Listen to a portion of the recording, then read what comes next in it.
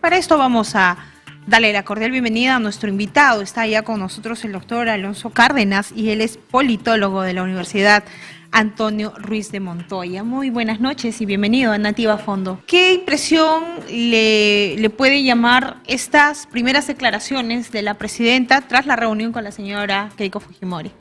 Bueno, a mí lo que me viene a la mente eran aquellas reuniones que tenía el expresidente Kuczynski con la señora Fujimori, ¿no? Y ya sabemos en qué terminó, ¿no?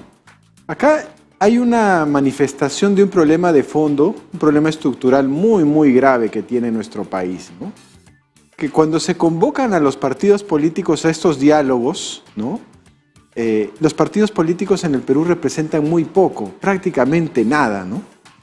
Si usted ve, por ejemplo, la última encuesta Latinobarómetro, se dará cuenta que los partidos políticos en el Perú son los de menor aprobación de América Latina. Y también se dará cuenta en otra encuesta que se llama el Barómetro de las Américas, que cuando salió causó mucho ruido, que la percepción que tienen los peruanos de sus políticos en general es que son los más corruptos de la región, ¿no? Es decir, los venezolanos y los nicaragüenses tienen una mejor percepción de su clase política que nosotros los peruanos, ¿no? Imagínese usted. Entonces, justamente con este concepto, o sea, ¿a qué obedece estas reuniones o justamente estos espacios de diálogo? Ahora, con los partidos políticos y la señora Dina Boluarte, a diferencia de lo que fue en su momento del señor Pedro Castillo, quien también llamaba al diálogo, a generar espacios de tranquilidad.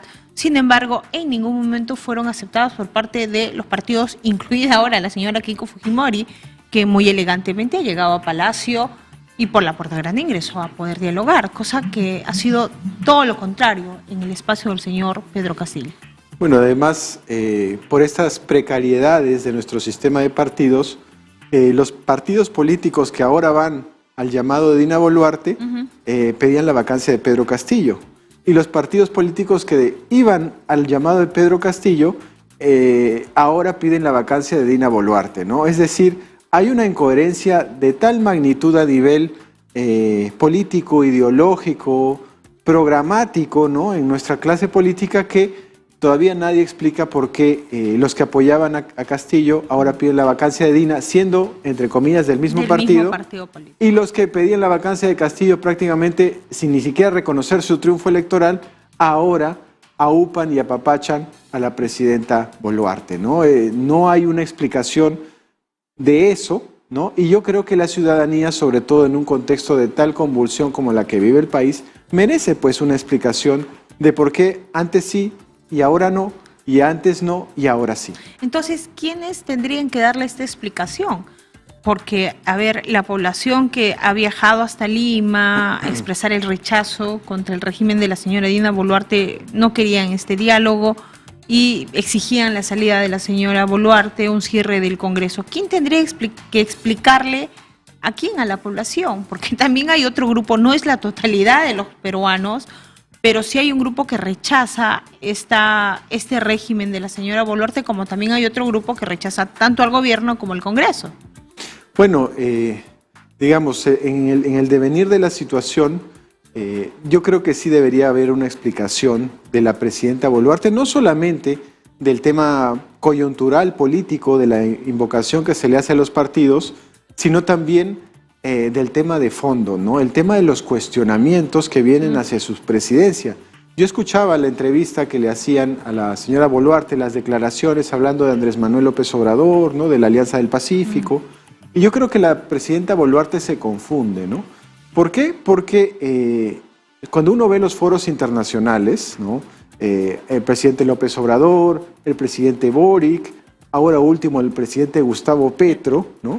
El presidente Lucho Arce en Bolivia, inclusive Alberto Fernández en Argentina, los cuestionamientos no van a la legalidad de origen de la presidenta Boluarte. Creo que eso está fuera de discusión, ¿no?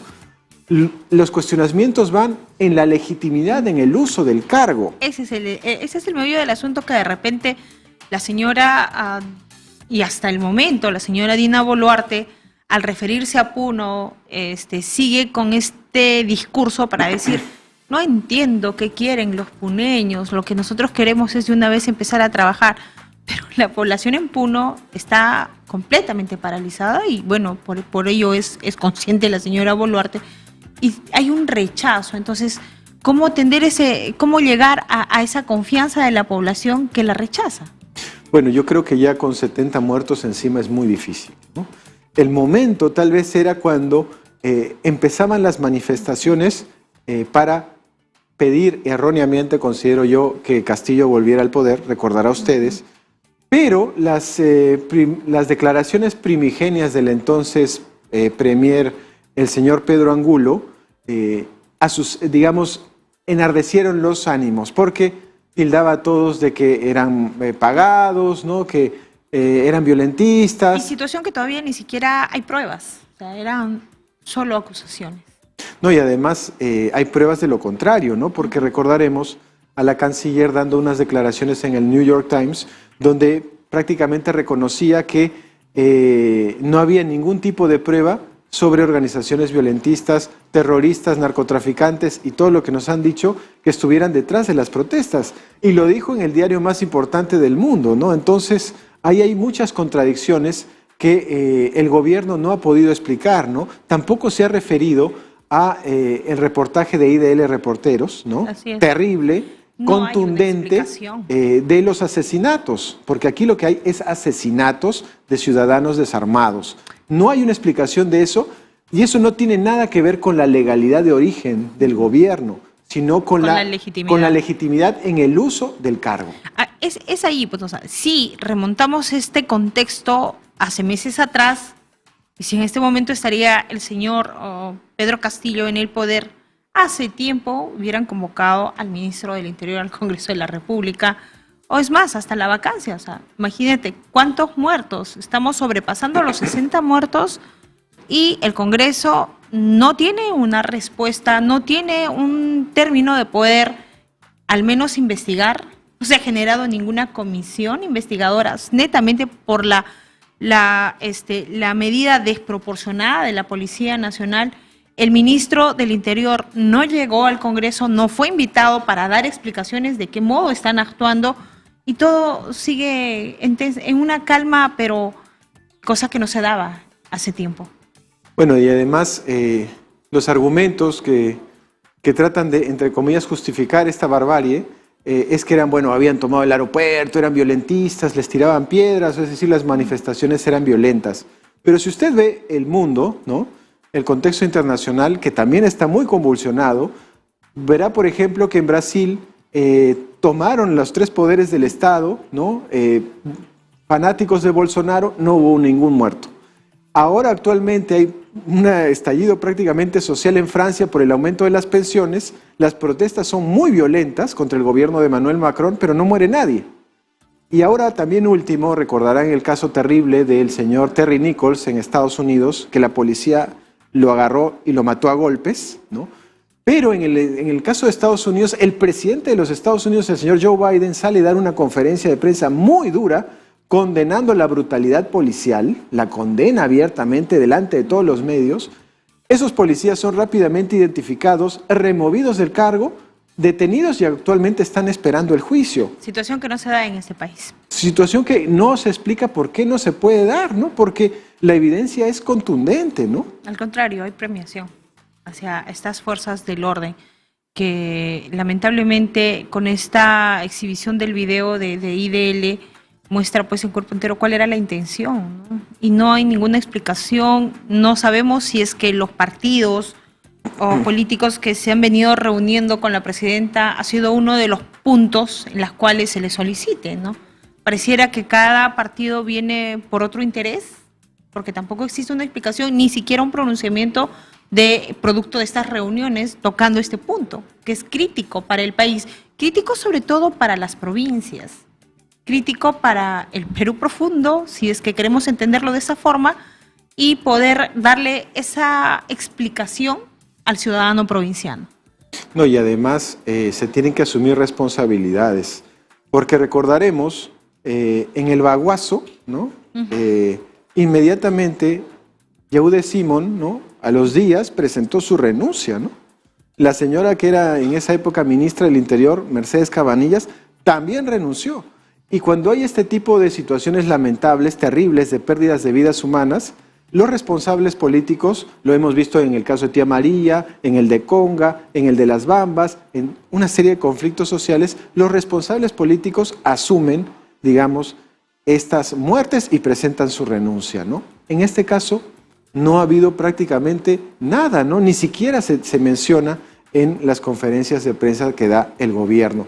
Y volviendo al tema internacional, los que sí lo están sacando cada vez más fuerte son los medios internacionales, ¿no? La BBC, The Guardian, el New York Times, El País, lo que convierte pues una imagen internacional del Perú pues que está realmente por los suelos. Sí, ahora, ¿qué rol estarían jugando en todo ello la Corte Interamericana de Derechos Humanos que estuvo aquí en el país?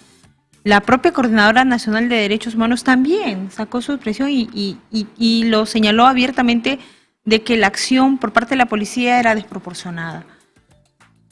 ¿Cuánto de esto puede mover a un gobierno? O sea, que una institución abocada al tema de derechos humanos no sea escuchada, no sea valorada por parte del gobierno, ni mucho menos del Congreso.